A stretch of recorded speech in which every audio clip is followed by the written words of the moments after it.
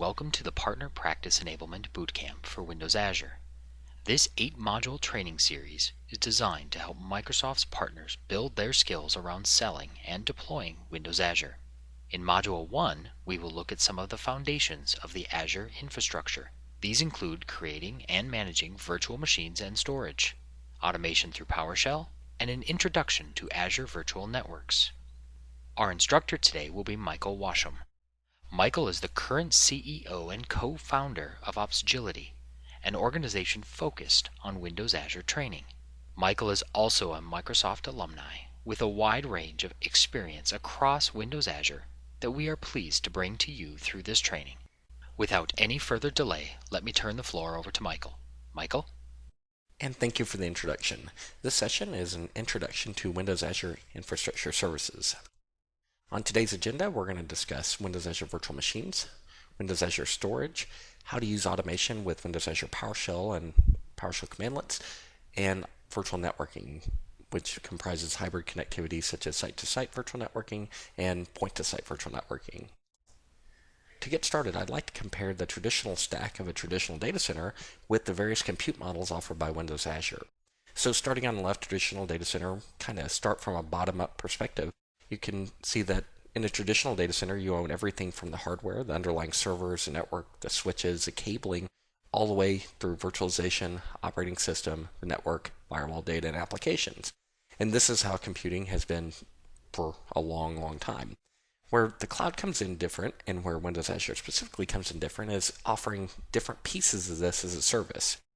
For instance, virtual machines, the topic of today, offers you very, very, very deep control over your applications and your virtual machines by providing the virtualization and the hardware aspects of the stack to you as a service. So you still have full control over the operating system, the virtual networking aspect, the firewall, the data, and the applications, but you're no longer constrained by managing the underlying physical servers, racks, the switches, cabling, power supply, cooling, everything that goes along with managing your own data center. The virtualization layer is also built into the Windows Azure platform. There's APIs for creating, destroying, copying virtual machines, virtual disks, etc. Moving further up the stack in Windows Azure space is Cloud Services. Cloud Services is another option for creating new applications that allows you to not even have to worry about the underlying operating system, so don't have to worry about what patches are applied or whether the disks are defragmented. That actually is taken care of you by the platform.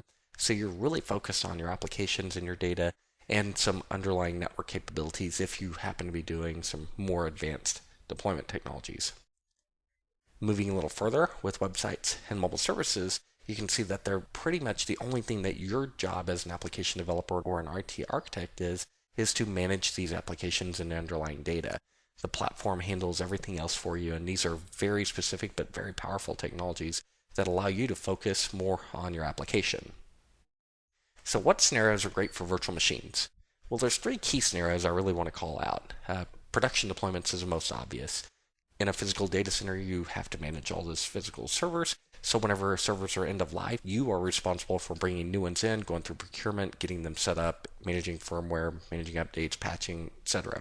Virtual machines, as you saw, you don't have to manage the actual underlying virtualization technology or the hardware. So doing rapid deployment of new or existing business applications, deploying them up in the cloud, is a perfect scenario for Windows Azure. Windows Azure virtual machines are fully supported, and when configured correctly, offer a 99.95% SLA. So the next scenario that I really want to call out is development and test. Development and test is great for IT pros and developers. And you hear the word development and test, automatically lean towards developers. But as a former SharePoint consultant, I can say that the cloud is a really powerful piece of technology for consultants in the IT space. For instance, if you are a SharePoint consultant, or I don't want to single out SharePoint, but if you're a consultant or an IT professional that routinely has to set up big environments for testing and using Hyper-V, you have to carry around a pretty substantial piece of hardware to run all these virtual machines locally. The cloud is wonderful in this aspect, as you can spin up as many virtual machines as your environment needs, do your testing, delete them, or just shut them down whenever you're through with them so you're not paying for them. So beyond production deployments, Windows Azure virtual machines are great for just testing out new scenarios and trying things out without having to have the upfront capital expenses of buying all this physical hardware to test it out in. From a developer's perspective, spinning up a virtual machine that has your development environment, Visual Studio, running automated build servers, continuous integration. Perfect scenario for doing testing new and technology that you're still learning, or actually just setting up to have a more agile development environment for whatever applications you happen to be building. The third scenario I really want to call out, because this one is my personal favorite, is rapid development and experimentation. In most enterprises or ISVs today, having the ability to automatically spin up hardware resources for testing out some new application or getting a new application online, there's always this big delay. Anytime you say, hey, IT, I need 22 servers to do a new SharePoint form, there's obviously some consideration that maybe that's not something that you can instantly have. And obviously, you certainly want to think that through. But when Windows Azure, literally you go in, there's no wait, you provision as many virtual machines as you want to test. If you need to build out a giant server farm, you can do it. If you need to spin up a single server to test out an experiment for, a new web campaign or just a new piece of technology, you can do that without having to wait on procurement and shipping and setup of the actual physical infrastructure. So let's dig into a little bit deeper with that and kind of do some compare and contrasting of how deploying in the cloud looks compared to deploying on premises. So if you were deploying in a traditional data center and you were starting from scratch, which in many cases you are if you're deploying a large new application, you may have to extend existing network infrastructure, etc. But if you're starting from scratch or if you're extending, let's say first thing you need to do is you need to make sure the networking infrastructure is set up. This means you need to make sure that your new servers have switches, they have routes enabled so they can get traffic from the internet. If they're accessing other resources, maybe they have VPN tunnels that need to be set up, etc. So this is itself could be a potentially arduous process, just ensuring that the networking infrastructure is set up for your application. The next step is you need to actually set up these servers. Now this is assuming that you've already done the wait of procurement, waiting for the servers to get to your data center. But now that they've arrived, what do? You have to set them up. This is configuring network cards, configuring storage, making sure firmware is up to date, making sure your disks aren't bad, making sure everything works as told, and then configuring the physical aspects of the server to make sure everything's turned on. Third is you have to install and patch the OS. So it may not sound like such a big deal until you realize that you could be doing this a whole lot of time, and then you realize that you're spending a lot of time installing operating systems on these servers. And finally, installing and configuring the apps. This is something you really can't get away from as long as you're on a virtual machine or a physical machine. Every application needs some stand-in, some kind of configuration to make it work. And now you've went through this whole thought process of deploying applications, and this is obviously nothing new. People have been doing this for years and years and years. But now you've been asked, how do I do this for the brand new team that just came online in marketing that's going to talk about this one product? Great. You have to do this whole thing over again, rinse and repeat. Hopefully you can reuse some of the networking infrastructure that was just built. But for all intents and purposes, this is a pretty big experience. Now moving directly to the cloud, nothing else. What does deploying in Windows Azure buy you versus a traditional data center? The first thing it buys you is whenever you configure the network settings, you're not configuring physical devices. You're not running cable. You're not tearing down walls and putting in new switches. You're just configuring a virtual network up in the cloud using a web browser, which isn't nearly as traumatic of an experience. Second thing you're doing is you're going to create virtual machines. Whenever you create the virtual machines, you select the operating system that comes with it. So at least you get to skip the operating system install piece. So the cloud does give you some software agility in addition to the physical hardware agility. So you're not setting up servers, you're not setting up racks, and you're not installing an operating system. Beyond that, it's where it gets a little bit more similar. You're still patching the operating system. You're still managing the operating system.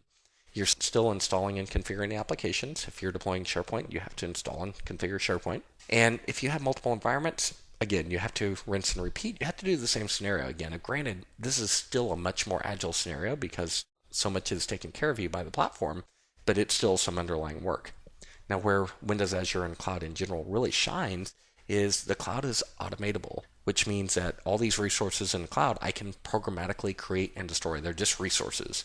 I'm not attached to my servers anymore. It's not, hey, that's my favorite server. These are just resources that you can programmatically create, and when you're done, you can programmatically destroy.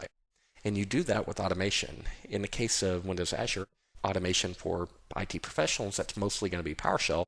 But from a developer perspective, you have a full REST API, and if you're an IT professional not on Windows, there's a full set of command line tools that run on Mac and Linux as well. So automation is key in the cloud. So how this scenario would differ with the cloud is in automation, of course, is the first thing you're going to do if you know that you're deploying lots of different scenarios that use very similar configurations, you're going to identify these and figure out what it is that's actually repeatable. Once you're there, you're going to invest some time and energy into making automation. So this may be writing scripts, it may be writing some code, it may be using tools that allow you to provision these servers in an automated and configurable way. Once there, you're going to execute whatever you just created in your automation. You're going to execute and it will be there. So if you wrote a script that will provision 2 web servers, 2 app servers, and 3 SQL servers, only thing you have to do is execute that script after it's written, and you can get an exactly identical environment every time you execute the script. The final thing is there's always going to be tasks that just aren't really worth writing an automation for. Installing some application that you really don't ever plan on doing again. Perfect example. Now the beauty here is, say I do need to reuse the same environment in a different environment. Say I need to have the same set of servers available for the marketing team or the sales team or the engineering team.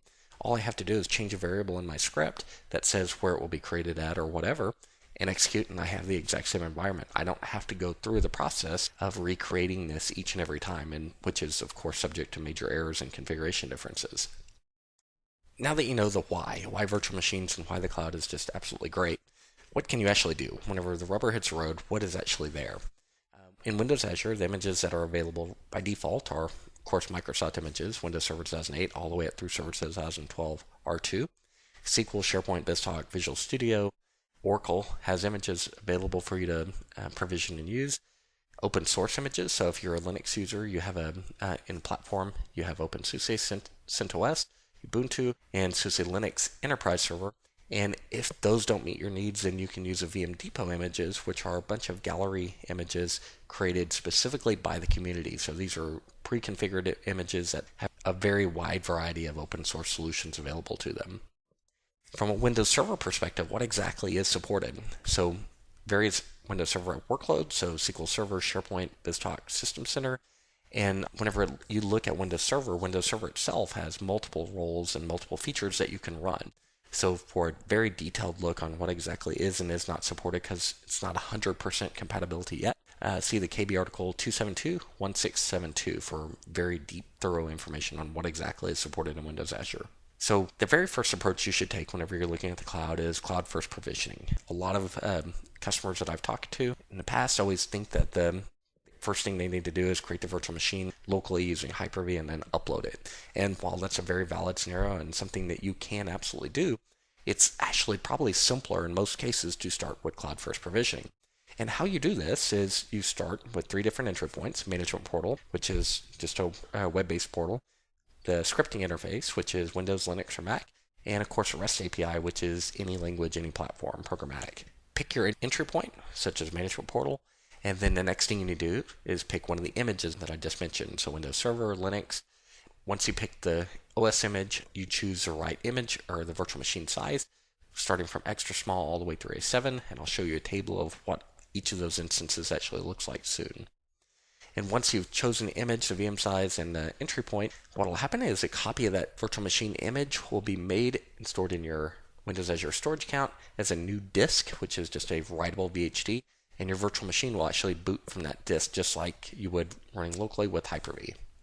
So the virtual machine sizes that are available to you as of today start all the way from extra small with a small amount of RAM, 768 megs, and 1 data disk, all the way up to A7 with 8 cores and 56 gigs of RAM. And this SKU, along with the extra large SKU, can support up to 16 data disks. And each data disk can be up to 1 terabyte in size. So the biggest amount of storage you can currently hold on a Windows Azure Virtual Machine is 16 terabytes. In this example, we're going to use the Windows Azure Management Portal to create a new virtual machine. Before I create the virtual machine, I need to create a Windows Azure storage account, which is the entity that actually will store the disks for your virtual machine. So I'm going to go to New, Data Services, Storage, click Create, and I'm going to choose the data center location the virtual machine will be created in, because the storage account has to be in the same location. Call this PP Storage 1. This does have to be a very unique name because it's registered in DNS, so the full name to the storage account is ppstorage1.core.windows.net. And I can turn on geo-redundant replication for additional durability for our data. We'll talk about that in much more detail later, but for now I'll go ahead and keep the default of geo-redundant. So let's click Create Storage Account and give it a few moments to create. Now that the Windows Azure Storage Account is created, let's go ahead and create a new virtual machine by clicking New, Compute, Virtual Machine. And there's two options. One of them is Quick Create, which allows you to quickly spin up a virtual machine. It doesn't have the full image gallery available, and you can also not deploy to a virtual network. But if you're just spinning up a virtual machine based off the core Windows Server or Linux images, this is a really quick and easy option for spinning up a virtual machine. Or if you want a more advanced selection, you can choose from Gallery. And this will pull up the full gallery images of all the Microsoft platform images, the partner images from Ubuntu, CentOS, Oracle. And from here, you can filter deeper into the image gallery. So I can pull up all the Windows Server specific images, the SQL Server specific images, Visual Studio, etc. So I'm going to go ahead and choose Windows Server 2012 R2 Data Center and walk through and create a virtual machine from it. You can see each image, the Windows Server 2012 R2 is a great example, will be updated occasionally with patches and other updates for the image, and you can grab a previous version or the current version. So here's where I'm going to name my virtual machine, and this does have to be unique for the same cloud service, and I'll talk about cloud services shortly. Here's where you can select the instance size, all the way from small to A7, and I'm going to pick a username, so demo user, and a complex password. So the next thing I need to do is I need to specify a cloud service. So a cloud service acts as a container for your virtual machines. You can have one cloud service and multiple virtual machines, or you can have one virtual machine per cloud service, however you want to do it. And in the next few slides, we'll talk about this architecture in detail, about what it really means. So the cloud service DNS name does have to be globally unique, just like the storage account name. It has a full DNS path to it. So I'm going to call this PPE Demo Service 1. That should be unique. Now let's specify a location. So I want this to be in the same location as the storage account I just created, PPE Storage 1, and we'll go ahead and click OK to create the virtual machine. And the last screen you just saw was about network endpoints, and we'll talk about that a little bit more in a few slides from now. So now this will take a few minutes to create the virtual machine, and then we can come back to this in the next demo and show how to connect this to another virtual machine. Now that we have walked through creating a virtual machine using the Windows Azure Management Portal, let's look at how all this is architected behind the scenes. Cloud services. What exactly is a cloud service? A cloud service is a container for virtual machines that provides a network and security boundary. In this example, Contoso Service is the name of the cloud service, and it is addressable via the URL contososervice.cloudup.net, and it is mapped to a public IP address of 137.135.67.36. A virtual machine has full networking connectivity to other virtual machines in the same cloud service. By default, it cannot communicate directly with other virtual machines in separate cloud services. Only virtual machines in the same cloud service can be load balanced from external internet traffic using the Windows Azure Load Balancer. Windows Azure also provides basic name resolution services to virtual machines in the same cloud service. It is possible to allow communication between virtual machines in separate cloud services by deploying cloud services that need to communicate into the same virtual network. In this example, Cloud Service 1 and Cloud Service 2 are both deployed in the same virtual network and are allowed to have direct network communication with each other. We'll discuss virtual networks later in this session and in much more detail in the next session. Another Windows Azure I want to discuss involves high availability. When deploying virtual machines where there are more than one virtual machine will service a workload, such as a set of web servers or domain controllers, it is highly suggested to create them in an availability set. Putting servers that service the same workload in an availability set tells Windows Azure to provide data center high availability to the servers. What does this mean? It means Windows Azure will put the servers on separate physical racks in the data center so your servers have physical redundancy at the server, power, network level. If a failure even at the rack level occurs, a minimum of half of your application servers will still be available on separate physical hardware. Windows Azure now has some basic knowledge about the structure of your application. When updating the underlying host, Windows Azure will perform a rolling update and only take down a portion of your servers for the actual update. To achieve the 99.95% SLA, availability sets are required. Putting these features together, you can see how to build an end-to-end highly available solution. Using the load balancer to distribute traffic along with availability sets to ensure that your virtual machines are always available, Windows Azure Virtual Machines makes it very easy to be highly scalable and available. In this example, I'm going to walk through creating a second virtual machine and put it in the same cloud service as the first one that we just created. As part of this demo, I'm going to walk through creating an availability set so you can see how to group two virtual machines that would do a similar workload, such as two web servers, into an availability set so you'll get Windows Azure data center level high availability. So before I create the second virtual machine, I need to create the availability set. So I'm going to open up the configuration tab for Demo VM1, select an availability set, and create an availability set since one doesn't exist yet. So I'll just call this one Demo AV Set and click the Save button. Now I do need to wait for this availability set to be completely configured before I go back and create the second virtual machine so it can be created as part of this availability set. Now that demo VM1 has been updated to be in the demo AV set, let's go ahead and create the second virtual machine. So go back to the gallery option and we'll choose server 2012R2. And this will be demo VM2. Same strong password. And on the next screen is where I get to choose the existing cloud service. So again, I could create a new cloud service and have this virtual machine in its own container, or I could choose the existing cloud service from the previous example, and now that's going to be part of that same cloud service. So whenever this virtual machine boots up, it'll actually be part of that. It'll have name resolution between these two servers and direct network connectivity. So I'm going to put these in the same storage account, and here I can also choose the availability set that we just created for demo VM1. Go ahead and click OK, and now this virtual machine will be provisioned. After a brief pause, the second virtual machine is now up and running. So let's go ahead and log into both of them. I'm going to start with demo VM1, and I'm going to click to connect and use remote desktop to log into this virtual machine. I'm going to do the same thing with demo VM2 so we can demonstrate network connectivity. Okay, so I've been logged into demo VM1, and as soon as the console lights up, we're going to validate that we do have network connectivity between the two virtual machines. Okay, so I'm going to go ahead and bring up command prompt. Tell it, yes, I do want to enable file and printer sharing. And now I'm going to try to ping demo VM2. So you can see I am getting name resolution. So I pinged demo VM2 and I got this internal DNS name with a 100.71.20.82 IP address, but I got a request timed out message.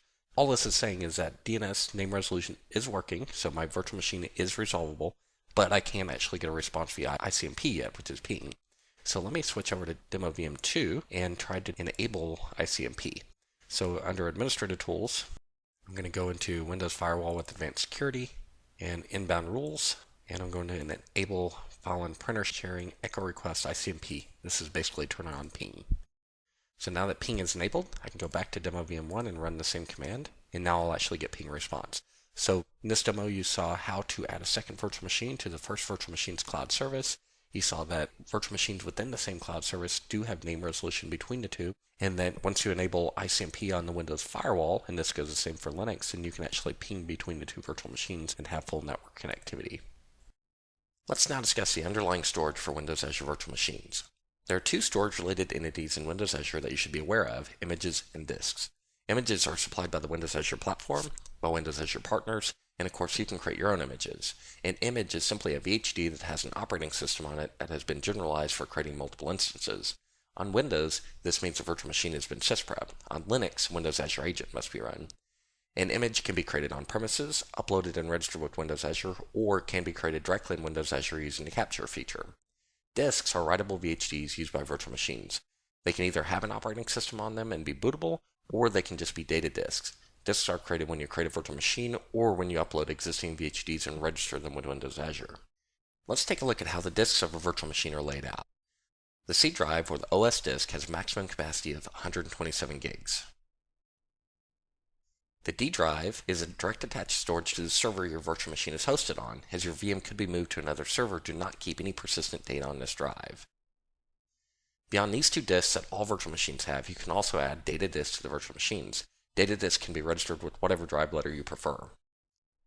To summarize, the C drive is always the OS disk, the D drive is a temporary disk that you should not use for anything except temporary data, and data disk can be mapped using the remaining letters. A few things to note: the operating system disk has read-write caching on by default, so it's a best practice to not put any data files on the OS drive. Data disks have no caching on by default. You can change the cache settings for the operating system disk or the data disk. Changing the cache settings of the OS disk does require a reboot. All virtual machine disks are stored in Windows Azure Storage and are highly durable. Windows Azure Storage stores 3 replicas for every file it stores for additional durability. If the storage account has georeplication enabled, an additional 3 replicas of the file are stored in a remote data center location for additional durability even at the data center level. What happens if the physical server your virtual machine is running on fails? As part of the platform, Windows Azure will automatically detect this and move your virtual machine to a new physical server as part of a health check. Disk mobility. Windows Azure also provides the tooling to easily allow Hyper-V-based disks to be moved between on-premises and the cloud. It also provides the ability to move VHDs uploaded or created in Windows Azure back to your on-premises environment. So how do you bring your own server? A few things to know. Windows Azure currently only supports VHD, not VHDX. You can upload your VHDs using third-party tools, but be aware that when using these tools, the VHD must already be fixed. It cannot be dynamic. The recommended solution for uploading VHDs is to use the Add Azure VHD PowerShell commandlet, which supports converting from dynamic to fixed disk on the fly and provides an optimized upload by only uploading the written bytes on the disks. The process is simple. Upload the VHD, register the VHD as a disk or image, and then provision virtual machines. How do you create an image? The easiest way is to create a new virtual machine from one of the base images. Customize a VM, install software, registry keys, startup scripts, or whatever you need to customize the OS. Generalize the VM. In Windows, this means using the sysprep tool, and in Linux, it means using Windows Azure Agent. Finally, you'll capture the VM. This is a button in a portal or a scripting command that takes a virtual machine and saves it to your image library. From there, you can create multiple virtual machine images that are identical to your image. What if you need to move large amounts of data into Windows Azure? Maybe your dataset is so large that it just isn't practical to upload it or download it over the internet. Windows Azure has recently announced a data import and export service is in preview. With this service, you can load your existing data onto physical disks and ship them to Windows Azure. Windows Azure unloads the disks and restores the data on a specified storage account. If you need to get the data back out, simply ship Windows Azure empty disks and the data will be put on the disks and sent back to you. Here are some of the key details of the service as it is today in preview. See the following post from the Windows Azure Storage Team's blog to learn more about this preview, all the details, all the limits, and things you can do, and also to keep up to date on the latest about this service. Now in this example, I'm going to walk through how to add additional storage to your Windows Azure virtual machines, and then we're going to walk through some of the underlying concepts of how you can actually manage this storage. So to get started, I'm going to select Demo VM1, and I'm going to add a new data disk to this virtual machine. So I'm going to click Attach Empty Disk, and let's add a 1023 gigabyte or almost a terabyte disk to this VM. Go ahead and click OK, and it'll take a few moments for this disk to actually attach and surface inside of the virtual machine.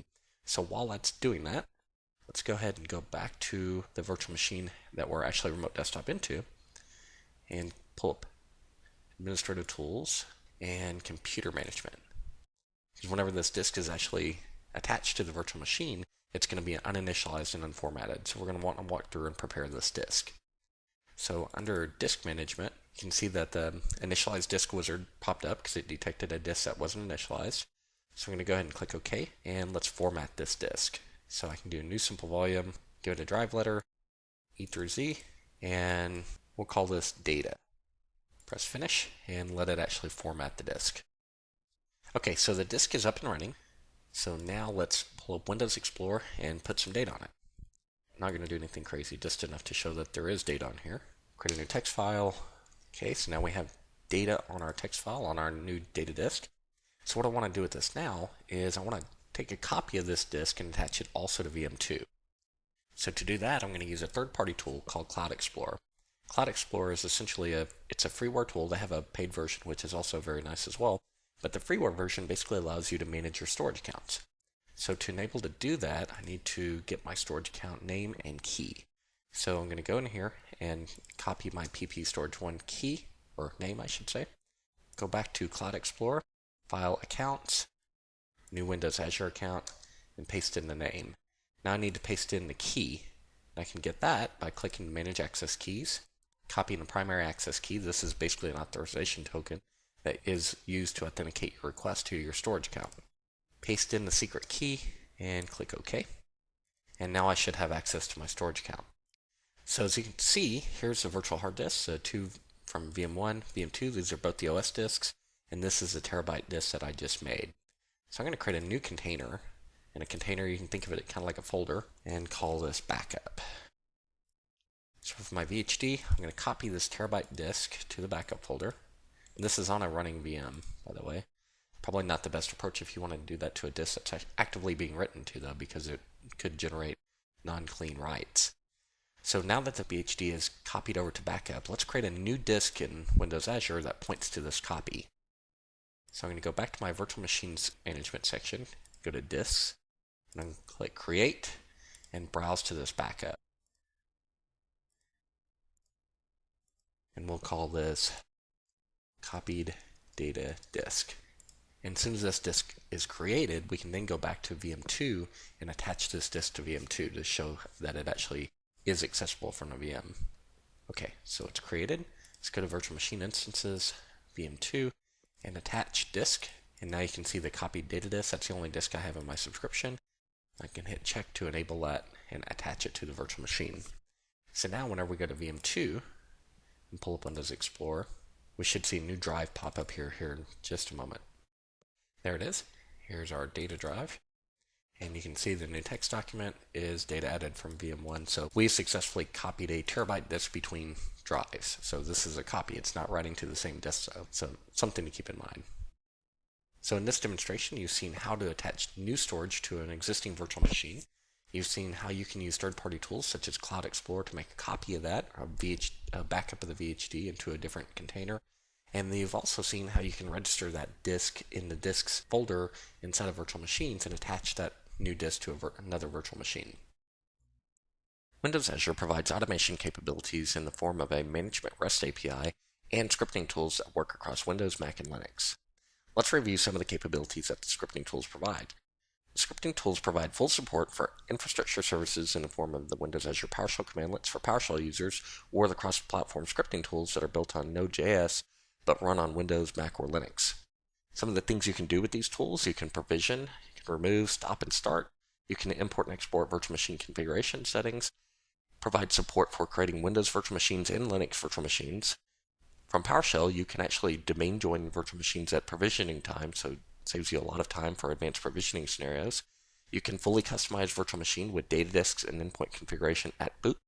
And of course, you can automate virtual network settings, so adding and removing virtual networks. And finally, there's really advanced support for remote PowerShell for doing advanced management and monitoring. Now that you've seen how to create multiple virtual machines using Windows Azure Management Portal, I want to show you how to accomplish similar tasks or even more advanced using PowerShell with automation. So in order to get started with that, you need to launch the browser and go to windowsazure.com. Click on Downloads, and then there's the Downloads at the very bottom under Command Line Tools. You can see the install link for the Windows Azure PowerShell commandlets. So once you actually run through the installation, you'll want to launch PowerShell ISE and load the Azure PowerShell commandlet module up into your environment. So there's two options to do this. You can run import module just Azure if and only if you've actually rebooted after you've installed the commandlets for the first time. Until then, you can run import module and have to have it give the full path to the PowerShell commandlets module itself. So this would be Microsoft SDKs, Windows Azure, PowerShell, Azure PSD1. Either way will work. It's probably the easiest way is going to be to install the commandlets and reboot, then import the module. Now that the commandlets are loaded up into your environment, though, you need to configure PowerShell to have access to your subscription. And to do that, run a commandlet called get Azure Publish Settings file. So type in this commandlet, hit F5, and this will actually launch the browser to a specific page. If you're not already logged in, it'll ask you for your credentials. Give it your credentials, and it'll give you a Publish Settings file that you can save locally to your file system. Once this has been saved, you can import this using the Import Azure Publish Settings file commandlet and basically give it the full path to the file you just downloaded. And this file actually has a management cert that's been created for you that has full access to your subscription. Press F5, and now your subscription has been imported. And you can see all the subscriptions you have available to you by running the Get Azure Subscription commandlet, and you can export out the subscription name if that's all you're interested in. So my published settings file only had access to one subscription, but it can have more than one. So just keep that in mind whenever you're doing PowerShell to make sure you're always operating on the current subscription. With that in mind, we're going to create a virtual machine. So to create a virtual machine, we need to tell it which subscription, and we also need to tell it which storage account to use. So I'm going to get a list of all the storage accounts that are available for my subscription. And just like before, I'm going to select out just the storage account name. So you can see here's the storage account we created for the previous demos. So what I want to do is I'm going to call a commandlet called set Azure subscription. And I'm going to give it the subscription name that I just showed you, the one that was returned back from Get Azure subscription. And I'm going to set a property on this subscription settings called current storage account name. And what this is telling it tells the PowerShell commandlets anytime I use a PowerShell commandlet that is using storage, for example, creating a virtual machine, to use this storage account for creating disks or underlying any blobs that's needed by the commandlet. So now our subscription is configured, so whenever I create a virtual machine, the disks will automatically go into this storage account specified as current storage account name. So now the next piece of information you need to know to enable to create a virtual machine is you need to know the image name, which virtual machine image we're going to use, just like we saw in the gallery, the location, which data center location we're going to create it in. You need to know the username for the administrator, and finally you need to know the password. So two of these we can figure out ourselves, so we can say demo user and make a complex password. But image and location, the only way to identify those is to use Windows Azure PowerShell commandlets. So I'm going to call get Azure location and enumerate all the locations that are available to my subscription. Okay, so get Azure location select name, and I had a typo in the previous command. I should have called select name. So just like you saw in the portal, it's West US, so we can fill that in as our data center location. Now for the image name, I'm going to run get Azure VM image. And this will actually give me quite a bit of information, and I can go through and look at all the different image names and kind of figure out what they are based off just the image name itself. And this is a name you actually need to use for creating it with PowerShell.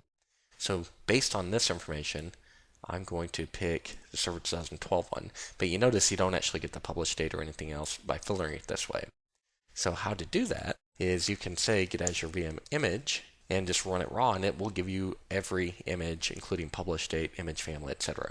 So I can do things like get Azure VM image and use PowerShell's built-in filtering capability, where image family equals, if I was curious about all the SQL images, I could say like SQL, and this will give me a list of all the images that have SQL as the image family. And then I could sort by published date, I could grab just the image name, whatever I want to do. So with this commandlet, you can get some fairly advanced filtering capabilities to figure out which virtual machine image you want to use. So now we have pretty much everything we need for creating a virtual machine.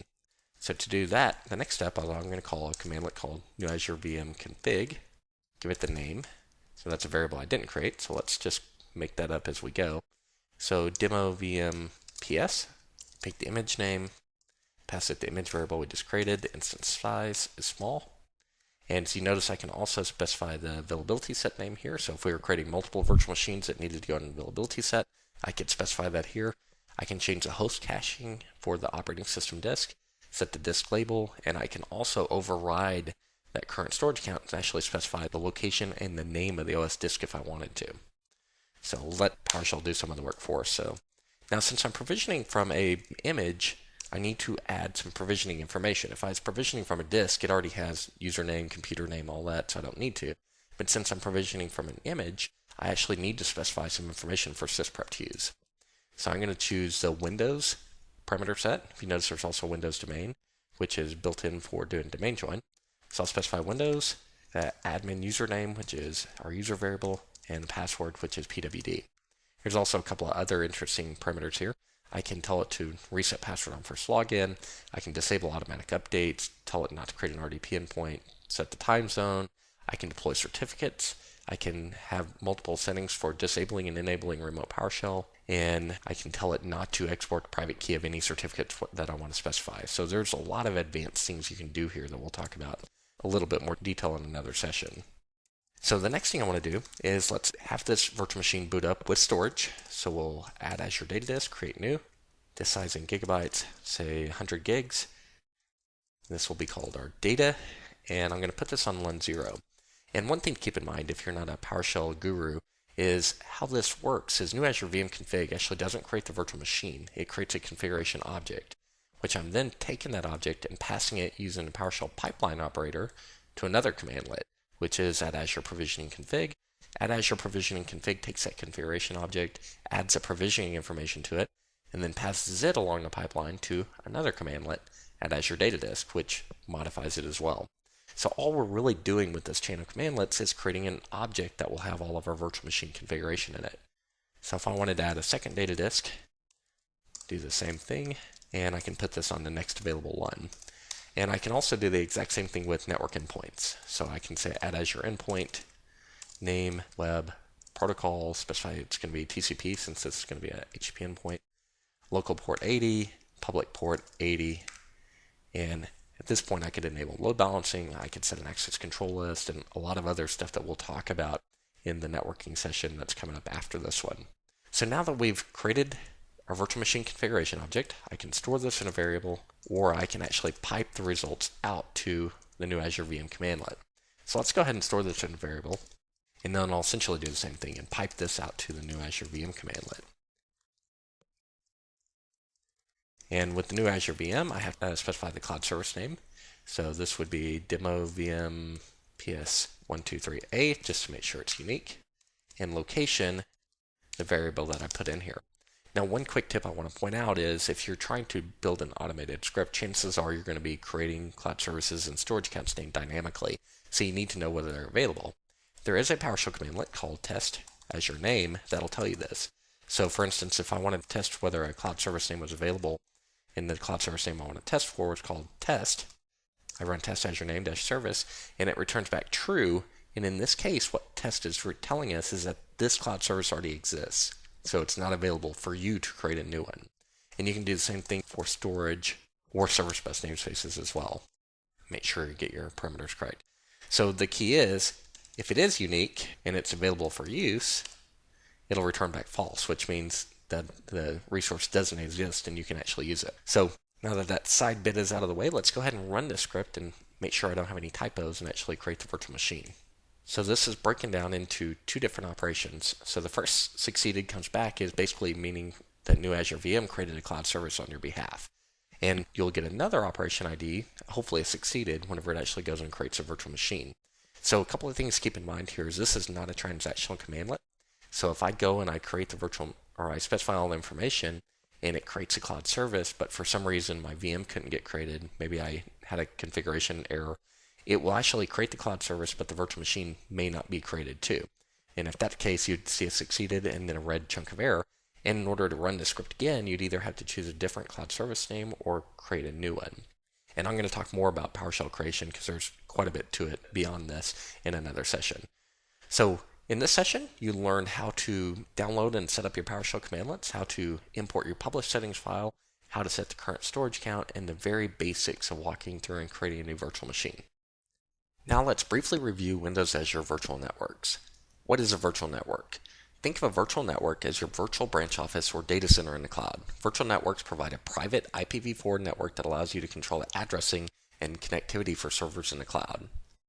Windows Azure Virtual Networks enables several key scenarios. The first is a hybrid public/private cloud scenario. Virtual networks allow you to have direct connectivity between your on-premises data center and your Windows Azure environment. This allows applications running in Windows Azure to securely communicate with required resources that happen to be on-prem. The second scenario is enterprise identity and access control. Virtual networks make it possible to easily extend your existing enterprise identity to the cloud, so your applications are protected and your users have a single identity to manage for on-premises resources and cloud resources. The third is monitoring and management. Using virtual networks allows you to leverage your existing monitoring and management investments in the cloud.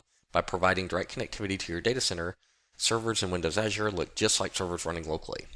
Finally, virtual networks allow for advanced connectivity requirements for applications running in Windows Azure. Workloads such as Active Directory, which require persistent IP addresses, or more advanced architectures where you need to combine Windows Azure Cloud Services into a single network. There are multiple options for enabling hybrid connectivity in Windows Azure. The first option is site-to-site connectivity, and it is fully supported and is currently in general availability. This option allows you to configure a hardware or software VPN device to connect entire networks on premises to the Windows Azure Virtual Network. The second option is point-to-site connectivity, and this is currently in preview. This option allows you to connect multiple individual Windows-based virtual machines directly to the Windows Azure Virtual Network. The third option, which was announced in September, will allow you to connect your network to Windows Azure's network directly through a high-speed link. More information on this option can be found on the blog link below. In the next session, I'll spend much more time discussing the details of Windows Azure networking, including hybrid connectivity. In this session, you were introduced to Windows Azure virtual machines and learned some of the capabilities such as instance sizes, storage capacity, and an introduction to architecting deployments for high availability using availability sets. We also discussed some of the details with storage, such as storage accounts, images and disks, and how to use storage tools such as Cloud Explorer to manage your storage. From there, we had a brief overview and introduction to automation using the Windows Azure PowerShell commandlets. We ended the session by providing an introduction to Windows Azure Virtual Networks and discuss some of the key scenarios for this technology, such as hybrid connectivity, enterprise identity, monitoring and management, and advanced connectivity requirements such as persistent IP addresses and connectivity across services. Here are some of the suggested exercises and videos to learn more about the technologies discussed in this session. Here are some additional resources that are directly related to this session if you'd like to go even deeper. Finally, here are some really great resources for Windows Azure in general. Coming up next, the next session will provide a much deeper dive on networking using Windows Azure Virtual Machines and virtual networks. Thank you very much for watching the session.